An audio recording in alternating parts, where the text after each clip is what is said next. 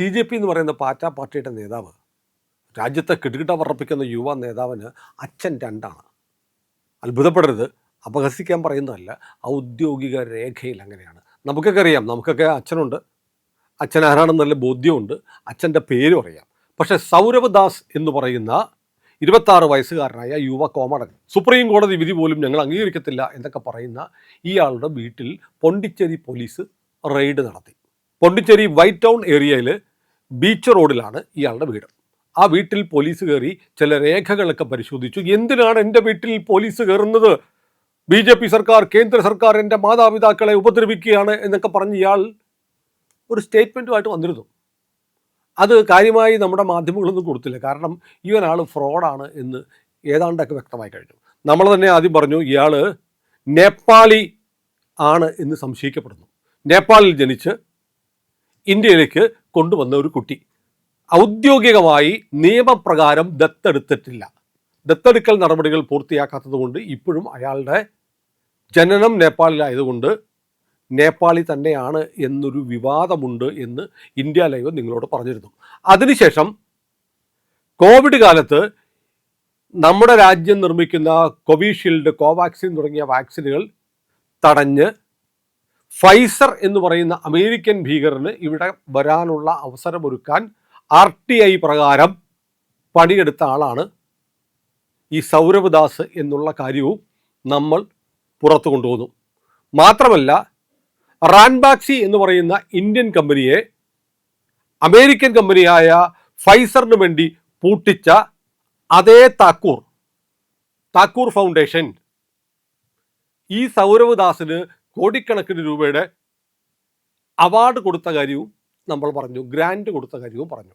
അതുകൊണ്ടാണ് ദില്ലിയിലെ ഏറ്റവും സമ്പന്നരായ ആളുകൾ താമസിക്കുന്ന ഗ്രേറ്റർ കൈലാസിൽ ഏതാണ്ട് 4 ലക്ഷം മുതൽ ചിലരൊക്കെ പറയുന്നുണ്ട് 12 ലക്ഷം വരെയൊക്കെ വാടകയുള്ള ഒരു വീട്ടിൽ, കൂറ്റൻ സൗധത്തിൽ, ആ വീട് നിങ്ങളെ കാണിക്കാം. അത് സംബന്ധിച്ചും ചില വിവാദങ്ങളുണ്ട്. ആ വീട് ആരുടെയാണ് എന്നുള്ള കഥയും ദുരൂഹമാണ്, അത് ഞാൻ പറയുന്നുണ്ട്. ആദ്യം നമ്മുടെ പറഞ്ഞു വന്ന കഥ തുടരാം. ഈ സൗരവ് ദാസ് മൊത്തത്തിൽ കുഴപ്പമാണ്. ഇയാൾക്ക് ജോലിയൊന്നുമില്ല. അമിറ്റി സർവകലാശാലയിൽ നിന്ന് ജേർണലിസം പഠിച്ചു, NDTVയിൽ ട്രെയിനി ആയിട്ട് വർക്ക് ചെയ്തു. ഇപ്പോൾ അൽ ജസീറ പോലെയുള്ള മാധ്യമങ്ങൾക്ക് വേണ്ടി ഫ്രീലാൻസറായിട്ട് വർക്ക് ചെയ്യുന്നു. ലേഖനമൊക്കെ എഴുതി കൊടുക്കും, അതിന് കാശ് കിട്ടും.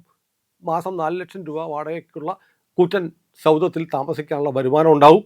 10,000 രൂപ വില വരുന്ന മദ്യക്കുപ്പിയൊക്കെ ആയിട്ടുള്ള ഫോട്ടോ ഒക്കെ വന്നിട്ടുണ്ട്. അത് കഴിക്കാനുള്ള വരുമാനം ഉണ്ടാവും. വരുമാനത്തിൻ്റെ സ്രോതസ് ചോദിച്ചാൽ പറയത്തില്ല, അത് എൻ്റെ സ്വകാര്യതയാണ്. എന്നാൽ ഇയാൾ മെയിൻ പരിപാടി രാജ്യത്തെ എല്ലാ രഹസ്യങ്ങളും എനിക്കറിയണം, ഞാൻ വിവരാവകാശത്തിലുള്ള എൻ്റെ അവകാശം നിയമപരമായി അംഗീകരിച്ചതാണ് എന്ന് പറഞ്ഞ് നടക്കുന്ന ആളാണ്. നാട്ടുകാരുടെ മുഴുവൻ വിവരം അറിയണം, സ്വന്തം വിവരം പറയത്തില്ല. ഇപ്പോൾ പുറത്തു വരുന്ന വിവരം ഇയാളുടെ പേര് പോണ്ടിച്ചേരി വോട്ടർ പട്ടികയിലുണ്ട്. ആ വോട്ടർ പട്ടികയിൽ ഇയാളുടെ അച്ഛൻ്റെ പേര് സുബിർ എന്നാണ്. എന്നാൽ 2022 മദ്രാസ് ഹൈക്കോടതിയിൽ റിട്ട് പെറ്റീഷൻ നമ്പർ 5369 നമ്പറായിട്ടൊരു കേസുണ്ടായി, ഈ സൗരവുമായി ബന്ധപ്പെട്ട കേസ്. അതിൽ ഇയാളുടെ അച്ഛൻ്റെ പേര് ചീമ ഛത്രി എന്നാണ്. ചീമ ഛത്രി എന്ന് പറയുന്നത് നേപ്പാളി പേരാണ്. ഛത്രി എന്ന് പറഞ്ഞാൽ ഖസ് ആര്യ എന്ന് പറയുന്ന ഒരു ജാതിയുടെ വിഭാഗത്തിൽപ്പെട്ടതാണ് നേപ്പാളിലെ. നമ്മുടെ ക്ഷത്രിയന്മാരെന്നൊക്കെ പറയുന്നത് പോലെയാണ്, അതാണ് ഈ ഛത്രി എന്ന് പറയുന്നത്. അപ്പോൾ നോക്കൂ, ഒരിടത്ത് പേരൻറ്റിൻ്റെ പേര് സൺ ഓഫ് സുബിർ എന്ന് പറഞ്ഞ് വോട്ടർ പട്ടികയിൽ പേര് ചേർത്തിരിക്കുന്നു. ഹൈക്കോടതിയിൽ കേസ് കൊടുക്കുന്ന സമയത്ത് അച്ഛൻ്റെ പേര് ചീമ ഛത്രി. അതെങ്ങനെയാ? ഒരു പേര് ഇന്ത്യൻ പേര്, ഒന്ന് നേപ്പാളി പേര്, 2 തന്തയോ? ഏതായാലും ഒരു ബയോളജിക്കൽ ഫാദർ ഉണ്ടാവണമല്ലോ, പിന്നെ വേണമെങ്കിൽ ഒരു വളർത്തച്ഛനും ഉണ്ടാവാം. സത്യത്തിൽ ഇതിൻ്റെ പിന്നിലെ ദുരൂഹത എന്ന് പറയുന്നത് കണ്ടെത്തേണ്ടതുണ്ട്. ഒരുപക്ഷെ ഈ ചീമ ഛത്രി അല്ലെങ്കിൽ സീമ ഛത്രിയോ, ചീമ എന്നായിരിക്കും അവർ പറയുന്നത്, ചീമ ഛത്രി എന്ന് പറയുന്ന ഒരാളുടെ മകനായിരിക്കാം സൗരവ് ദാസ്. അയാൾ ഒരുപക്ഷെ ഈ സുബിർ എന്ന് പറയുന്ന ആൾക്ക് വളർത്താൻ കൊടുത്ത കുട്ടിയുമായിരിക്കാം. അങ്ങനെ ആ കുട്ടി എവിടെ കൊണ്ടുവന്നു? ഇവിടെ പോണ്ടിച്ചേരിയിൽ പഠിക്കുന്നു. പോണ്ടിച്ചേരി സ്കൂളിലാണ് പഠിച്ചത്. പോണ്ടിച്ചേരി സ്കൂളിൽ കൊടുത്തിരിക്കുന്ന ഡോക്യുമെൻറ്റ്സിൽ പറയുന്നത് ഈ കുട്ടി നേപ്പാളിയാണ് എന്ന് പറഞ്ഞിട്ടുണ്ട് എന്നാണ് അറിയുന്നത്. അതിൻ്റെ രേഖകൾ പുറത്തു വരാനിരിക്കുന്നു. ഏതായാലും നമ്മളിതിൻ്റെ പിന്നാലെയുണ്ട്, കിട്ടുന്ന വിവരങ്ങൾ നിങ്ങളെ അറിയിക്കുന്നുണ്ട്. അതുകൊണ്ടാണ് 2022 മാർച്ച് മാസം മദ്രാസ് ഹൈക്കോടതിയിൽ കൊടുത്തിരിക്കുന്ന റിട്ട് പെറ്റീഷൻ നമ്പർ 5369 സൗരവ് ദാസിൻ്റെ അച്ഛൻ്റെ പേര് പറഞ്ഞിരിക്കുന്നത് ചീമ ഛത്രി എന്നാണെന്നുള്ള വിവരം നിങ്ങളുമായിട്ട് പങ്കുവയ്ക്കുന്നത്. അപ്പോൾ രണ്ട് സൺ ഓഫ് വെച്ചിട്ടുണ്ട്, രണ്ട് തരത്തിലാണ്. ഇനി മറ്റൊരു കാര്യമുണ്ട്, ഇയാൾ അറിയപ്പെടുന്ന കാലം മുതൽ, അല്ലെങ്കിൽ അയാൾക്ക് വോട്ടവകാശം ഉണ്ടായ കാലം മുതൽ, അതല്ലെങ്കിൽ അമിറ്റിയിലെ പഠനം കഴിഞ്ഞതിന് ശേഷം ഡൽഹിയിലാണ് സ്ഥിരമായിട്ട് താമസിക്കുന്നത്. ഡൽഹിയിൽ താമസിക്കുന്നു, ഡൽഹിയിലായിരുന്നു ആക്ടിവിറ്റീസ് മുഴുവൻ. അപ്പോൾ സ്വാഭാവികമായും ഇയാളുടെ വോട്ട് വരേണ്ടത് എവിടെയാണ്? ദില്ലിയിലാണ്. പിന്നെ എങ്ങനെയാണ് പോണ്ടിച്ചേരിയിൽ സ്ഥിരതാമസമില്ലാത്ത ഒരാൾ SIRൻ്റെ സമയത്ത് ഇയാളുടെ പേര് അവിടുത്തെ വോട്ടർ പട്ടികയിൽ വന്നത്? ഇതും അന്വേഷണത്തിൻ്റെ ഭാഗമായി ഇപ്പോൾ ഇലക്ഷൻ കമ്മീഷൻ്റെ മുമ്പാകെയും സംസ്ഥാന പോലീസിൻ്റെ മുമ്പാകെയും വന്നിട്ടുണ്ട്. പോണ്ടിച്ചേരിയിലെ ഈ പറയുന്ന വൈറ്റ് ടൗൺ ഏരിയയിൽ താമസിക്കാത്ത ആളുടെ പേരെങ്ങനെ വോട്ടർ പട്ടികയിൽ വന്നു? സ്വാഭാവികമായും അച്ഛനും അമ്മയും ഒറിജിനൽ ആണെങ്കിലും ഡ്യൂപ്ലിക്കേറ്റ് ആണെങ്കിലും അവരുള്ളിടത്ത് ഇത് വന്നിരിക്കുന്നു. അങ്ങനെ വരാമല്ലോ. പക്ഷേ രേഖകൾ പരിശോധിക്കണ്ടേ? അതിൽ വീഴ്ച വന്നിട്ടുണ്ടോ? ആരെങ്കിലും ഇയാളുടെ പേര് പോണ്ടിച്ചേരിയിലെ വോട്ടർ പട്ടികയിൽ വരുത്താൻ വേണ്ടി ശ്രമിച്ചിട്ടുണ്ടോ? പക്ഷേ എങ്ങനെ വരും? എന്ത് രേഖ പരിശോധിച്ചു? ഇയാളുടെ പൗരത്വം എന്താണ്? ഇന്ത്യയിൽ ജനിച്ചതാണ് എന്ന് തെളിയിക്കാനുള്ള രേഖയൊന്നുമില്ല. ബർത്ത് സർട്ടിഫിക്കറ്റ് ഇല്ല, മറ്റ് രേഖകളില്ല. അപ്പോൾ പിന്നെ ഇന്ത്യക്കാരനാണ് എന്നെങ്ങനെ ഉറപ്പ് വരുന്നു? പോണ്ടിച്ചേരി സ്കൂളിൽ നിന്നുള്ള ഡോക്യുമെൻറ്റുകൾ വെരിഫൈ ചെയ്യാനും സ്കൂൾ ലിവിങ് സർട്ടിഫിക്കറ്റ്, നമ്മുടെ SSLC പോലെയുള്ള സ്കൂൾ വിദ്യാഭ്യാസം കഴിഞ്ഞിട്ട് കൊടുക്കുന്ന സർട്ടിഫിക്കറ്റ് ഉണ്ടല്ലോ, അതിനകത്ത് കൃത്യമായും നാഷണാലിറ്റി പറയും, അച്ഛൻ്റെ പേര് പറയും. അത് കണ്ടെത്താനുള്ള ശ്രമവും നടത്തിക്കൊണ്ടിരിക്കുകയാണ്. ഏതായാലും ഒരു കാര്യം ഉറപ്പായി, അന്താരാഷ്ട്ര താല്പര്യങ്ങളുള്ള ഏജൻസികളുടെ കയ്യിൽ കളിക്കുന്ന ആളാണ് സൗരവ് ദാസ്.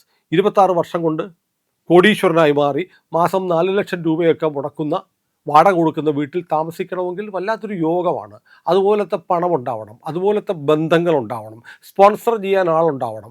ഇപ്പോൾ അഭിജിത്ത് ദീപ്കെ എന്ന് പറയുന്ന ചെറുപ്പക്കാരൻ, അയാൾ ബോസ്റ്റണിലാണ് പഠിച്ചത്, അവിടുത്തെ യൂണിവേഴ്സിറ്റി പഠിച്ചു, അമേരിക്കയ്ക്ക് പഠിച്ചു. അച്ഛൻ മഹാരാഷ്ട്ര ഇൻഡസ്ട്രിയൽ ഡെവലപ്മെൻറ്റ് കോർപ്പറേഷനിൽ ചെറിയൊരു ജൂനിയർ എഞ്ചിനീയർ ആയിരുന്നു. അയാൾക്ക് 65,000 രൂപയായിരുന്നു ശമ്പളം. അയാളുടെ പണം കൊണ്ട് മാത്രം വിദ്യാഭ്യാസം നടക്കില്ല, അപ്പോൾ സ്പോൺസർഷിപ്പ് കിട്ടി എന്ന് പറഞ്ഞു. അതിൻ്റെ ഡോക്യുമെൻ്റ് കാണിക്കൂ എന്ന് പറയുമ്പോൾ നരേന്ദ്രമോദിയുടെ ഡിഗ്രി കാണിക്കുക എന്നാണ് മറുപടി. അതുപോലെ തന്നെ ഈ സൗരവ് ദാസ് താമസിക്കുന്ന ഗ്രേറ്റർ കൈലാഷ് 1 വീട് കൂറ്റൻ വീടാണ്. നിങ്ങൾ കാണുമോ? അതിൻ്റെ വീഡിയോ കാണോ? ആ വീട്ടിൽ താമസിക്കുന്നു. അതിൻ്റെ വാടക കരാർ ഒന്ന് കാണിക്കാമോ എന്ന് ചോദിക്കുമ്പോൾ ചാടി വീടുന്ന ആരാന്നറിയോ? ആം ആദ്മി പാർട്ടിയുടെ MLA സൗരവ് ഭരദ്വാജ് ആണ്. സൗരവ് ഭരദ്വാജ് പറയുന്നത് എന്താണെന്നറിയോ? സർട്ടിഫിക്കറ്റ് വാടക കരാർ എൻ്റെ കയ്യിലുണ്ട്, ഞാൻ കാണിക്കാം. പക്ഷേ അത് കാണിക്കുന്നതിന് മുമ്പ് മോദിയുടെ ഡിഗ്രി സർട്ടിഫിക്കറ്റ് കാണിക്കണം. ആം ആദ്മി പാർട്ടിയുടെ മരമണ്ടൻ അല്ലെങ്കിൽ പൊട്ടനായിട്ട് അഭിനയിക്കുന്ന ഭരദ്വാജെ, തൻ്റെ നേതാവ് അരവിന്ദ് കെജ്രിവാൾ ഈ പറഞ്ഞതുപോലെ മോദിയുടെ ഡിഗ്രി സർട്ടിഫിക്കറ്റ് കാണണമെന്ന് ആവശ്യപ്പെട്ട് സുപ്രീം കോടതിയിലൊക്കെ പോയിരുന്നു. കോടതി അന്ന് വടിയെടുത്ത് ഓടിച്ചിട്ട് പറഞ്ഞു, ഇത് പരസ്യമായി പത്രസമ്മേളനത്തിൽ അരുൺ ജെയ്റ്റ്ലിയും അമിത്ഷായും കൂടെ കാണിച്ചിട്ടുള്ളതാണ്, ആ കാര്യവും പറഞ്ഞുകൊണ്ട് മേലാൽ ഇങ്ങോട്ട് വരരുതെന്ന് പറഞ്ഞപ്പോൾ മാപ്പും പറഞ്ഞ് ഓടിയതാണ്. എന്നിട്ട് പിന്നെയും പറയുന്നു. ആ ഭാഗം സെറ്റിലാണ്, സുപ്രീം കോടതിക്ക് ബോധ്യപ്പെട്ടതാണ്. പിന്നെ ഏതൊരാളുടെ ഡിഗ്രി സർട്ടിഫിക്കറ്റ് അയാളുടെ സ്വകാര്യ സ്വത്താണ്, അത് മറ്റുള്ളവർ ചോദിക്കുമ്പോഴൊക്കെ കാണിക്കണമെന്ന് പറയാൻ ഒരാൾക്കും അവകാശമില്ലെന്നാണ് കോടതി പറഞ്ഞത്. ഇപ്പം എൻ്റെ ഡിഗ്രി സർട്ടിഫിക്കറ്റ് കാണിക്കുന്നത് നിങ്ങൾക്ക് ചോദിക്കാൻ എന്താ അധികാരം? അതെൻ്റെ പ്രൈവസിയാണ്, എൻ്റെ സ്വകാര്യ വിവരമാണ്. അത് നിങ്ങൾ ആവശ്യപ്പെടുമ്പോൾ കാണാനുള്ളതല്ല. അത്തരം ഒരു സ്വകാര്യത മാനിക്കണമെന്ന് രാജ്യത്തെ പരമോന്നത നീതിപീഠം പറഞ്ഞിട്ടുണ്ട്. പക്ഷേ അതുപോലല്ല, നിങ്ങളെ സംബന്ധിച്ച് ഒരു വരുമാനവും ഇല്ലാത്ത ഒരുത്തൻ 4 ലക്ഷം രൂപ കിട്ടുന്ന വീട്ടിൽ താമസിക്കുന്നു എന്ന് പറയുമ്പോൾ കാണട്ടെ, വാടക കരാർ കാണട്ടെ എന്ന് ചോദിക്കുമ്പോൾ മറ്റേ വർത്താനം പറയുന്നത് സർട്ടിഫിക്കറ്റ് കൊണ്ടുപോകാന്ന്. അത് മുട്ടായുക്തിയല്ലേ? ഇനി മാത്രമല്ല, കാണിക്കാൻ പറ്റില്ല വാടക കരാർ. അതാണ് ഇതിൻ്റെ പിന്നിലെ ദുരൂഹത. ഇയാൾ താമസിക്കുന്ന ഈ വീടിൻ്റെ രേഖകൾ പ്രകാരം ഡൽഹി ലാൻഡ് രജിസ്ട്രിയിൽ 2026 ജൂലൈ 31 വരെയുള്ള രേഖ പ്രകാരം രുബീന്ദർ എന്ന് പറയുന്ന ആളുടേതാണ് ഈ കൂറ്റൻ വീട്. രുബീന്ദർ. പക്ഷെ രുബീന്ദർ 2023 മരിച്ചുപോയി. ആർക്കും ബില്ലെഴുതി വെച്ചിട്ടില്ല. പിന്നെ ആരാണ് അവകാശി? ഇയാളുടെ ഏതോ ഒരു ബന്ധു ആനന്ദ് എന്ന് പറയുന്ന ഒരാൾ ഓസ്ട്രേലിയയിലുണ്ട്. നാട്ടിൽ ആരുമില്ല, നാട്ടിൽ വേറെ ആരുമില്ല, നാട്ടിൽ ബന്ധുക്കൾ ആരും ഇല്ലാത്ത ഒരാളാണ് രുബീന്ദർ. അത് തന്നെ ഒരു ദുരൂഹമാണ്. ഒരു ബന്ധുക്കളും ഇല്ലാതെ ബില്ലെഴുതാതെ മരിച്ച ഒരാൾ, അകന്നൊരു ബന്ധു ആസ്ട്രേലിയയിലുണ്ട്. അപ്പോൾ പിന്നെ എങ്ങനെയാണ് 2024-ൽ 2023-ൽ മരിച്ച അവകാശിക്ക് എഴുതി കൊടുക്കാത്ത വീട് 2024-ൽ ആരുമായിട്ട് വാടക കരാർ എഴുതി? ആനന്ദ് ഓസ്ട്രേലിയയിലാണ്, അയാൾ വന്നിട്ടില്ല, അയാൾക്ക് ഈ വീട് എഴുതി കൊടുത്തിട്ടുമില്ല, ഉടമസ്ഥൻ മരിച്ചും പോയി. പിന്നെ എങ്ങനെ ആ വീട്ടിൽ താമസിക്കുന്നു? സംഗതി മനസ്സിലായോ? അതിനകത്തൊരു ദുരൂഹതയുണ്ട്. പിന്നെ പറയുന്നത്, മറ്റൊരു കാര്യം പറയപ്പെടുന്നത് ദില്ലിയിലെ സജീവ ചർച്ചാ വിഷയമാണ്. പിന്നെ പറയപ്പെടുന്നത് ഈ വാടക കരാർ എഴുതിയിരിക്കുന്നത് സൗരവ് ദാസ് അല്ല, 4 പേർ ചേർന്നിട്ടാണ്. 4 പേരുടെ പേരിലാണ് വാടക കരാർ എഴുതിയിരിക്കുന്നത്. അത് എഴുതിയിരിക്കുന്നത് ആരാണെന്ന് അപ്പോഴും വ്യക്തമല്ല. അപ്പോൾ ഒരുപക്ഷെ ഈ രവീന്ദർ മരിച്ചതിന് ശേഷം അയാൾക്ക് നാട്ടിൽ ബന്ധുക്കളൊന്നും ഇല്ല എന്ന് കണ്ട് ഡൽഹിയിലെ ഗ്രേറ്റർ കൈലാഷ് ഫണ്ടിലെ കണ്ണായ സ്ഥലത്തിരിക്കുന്ന ഈ വലിയ മാളിക വീട് അടിച്ചു മാറ്റാനുള്ള ശ്രമം നടക്കുന്നതാണോ? അങ്ങനെയും വന്നുകൂടെ? നമ്മുടെ നാട്ടിൽ ഈ എറണാകുളത്തുണ്ടല്ലോ, എറണാകുളത്ത് ഞാനിരുന്ന് സംസാരിക്കുന്ന എറണാകുളത്ത് ഒരു ഡോക്ടർക്കുണ്ടായ കഥ നിങ്ങൾ ഓർക്കണം. 2 വർഷം മുമ്പാണ്. അദ്ദേഹം സ്ഥലത്തില്ല, അദ്ദേഹത്തിന് ഈ വൈറ്റിലക്കടുത്ത് ഒരു 10-15 സെൻറ്റ് സ്ഥലമുണ്ട്. അപ്പോൾ അവിടെ ഈ എന്തൊക്കെയോ നിർമ്മാണ പ്രവർത്തനമൊക്കെ നടക്കുന്നു. ഒരു ദിവസം ഡോക്ടറെ വിളിച്ചിട്ട് ഒരു പരിചയക്കാരൻ ചോദിക്കുന്നു, ഡോക്ടറെ എന്തൊക്കെയുണ്ട് വിശേഷം, വൈറ്റിലയിലെ പണിയൊക്കെ തീരാറായോ എന്ന് ചോദിക്കുന്നു. അപ്പോൾ ഡോക്ടർ ചോദിക്കുന്നു, പണിയോ? വൈറ്റിലയിലോ? അല്ല, അവിടെ പണി നടന്നിട്ട് കെട്ടിടത്തിൻ്റെ പണി പകുതി പൂർത്തിയായല്ലോ, ബാക്കിയുള്ള കാര്യങ്ങൾ ഇപ്പോൾ കുറച്ച് ദിവസമായിട്ട് പണി നടക്കുന്നില്ല. വാട്സാപ്പിൽ അമേരിക്കയിലുള്ള ഡോക്ടറോട് സംസാരിക്കുകയാണ്. അപ്പോൾ ഡോക്ടർ, അവിടെ പണിയോ? അവിടെ ഒന്നും ഞാൻ ചെയ്യുന്നില്ലല്ലോ. അതായത് വൈറ്റിലയിൽ ഒരു സെൻറ്റിന് 10-40 ലക്ഷം വില വരുന്ന 18-19 സെൻറ്റ് സ്ഥലം, അവിടെ അമേരിക്കയിൽ ഈ ഡോക്ടർ ഇരിക്കെ അവിടെ അവിടെ കെട്ടിടം പണിയാണ്. എങ്ങനെയുണ്ട്? നമ്മുടെ കേരളത്തിൽ, നമ്മുടെ കൊച്ചിയിൽ വൈറ്റിലയിൽ നടന്ന സംഭവമാണ്. നോക്കാൻ ആളില്ലെങ്കിൽ ആളുകൾ കയറി കയ്യേറും. ഇങ്ങനെ പലയിടത്തൊക്കെ സ്ഥലമൊക്കെ മേടിച്ചിട്ടുണ്ടെങ്കിൽ തിരക്കിക്കോണം കേട്ടോ.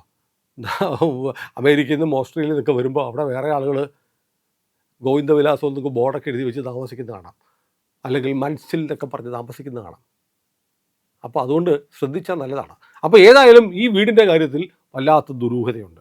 മൊത്തത്തിലാകെ നോക്കുമ്പോൾ ഈ പോഷ് ലാവിഷായിട്ട് ജീവിക്കാൻ പറ്റുന്ന വീട് ഒരു മധ്യവർഗ യുവാവിന്, പ്രത്യേകിച്ച് ജോലിയൊന്നുമില്ലാത്ത ഫ്രീലാൻസറായി താമസിക്കാൻ പറ്റുന്ന ഒരു യുവാവിന് എവിടെ നിന്ന് കിട്ടി എന്ന ചോദ്യവും ഉയരുന്നുണ്ട്. അപ്പോൾ ഇതെല്ലാം കൂടെ കൂട്ടി വായിക്കുമ്പോൾ ഇതിനു മുമ്പ് നമ്മൾ ചെയ്ത, ഇന്ത്യ ലൈവ് ചെയ്ത 2 വീഡിയോകൾ, ഒന്ന് വിദേശിയാണെന്നത്, 2 അമേരിക്കൻ കമ്പനികൾക്ക് വേണ്ടി അമേരിക്കൻ താല്പര്യങ്ങൾ സംരക്ഷിക്കാൻ ഇന്ത്യൻ കമ്പനികളെ തകർക്കാൻ വേണ്ടിയിട്ടുള്ള ഒരു നെറ്റ്വർക്കിൻ്റെ, താക്കൂർ ഫൗണ്ടേഷൻ്റെ ഭാഗമായി നിൽക്കുന്ന ആളെന്നത്, അതിലൊക്കെ ഉപരി അമേരിക്കയ്ക്ക് വഴങ്ങാത്ത FCRA കൊണ്ടുവരാൻ പോകുന്ന ഇന്ത്യൻ സർക്കാരിനെ അട്ടിമറിക്കാനുള്ള ഒരു സമരത്തിൻ്റെ ഭാഗമായി നിന്നാൾ അഭിജിത്ത് ദീപ്കെ എന്ന് പറയുന്ന ആൾ എവിടെയാണ് പഠിച്ചത്? അമേരിക്കയിലാണ്.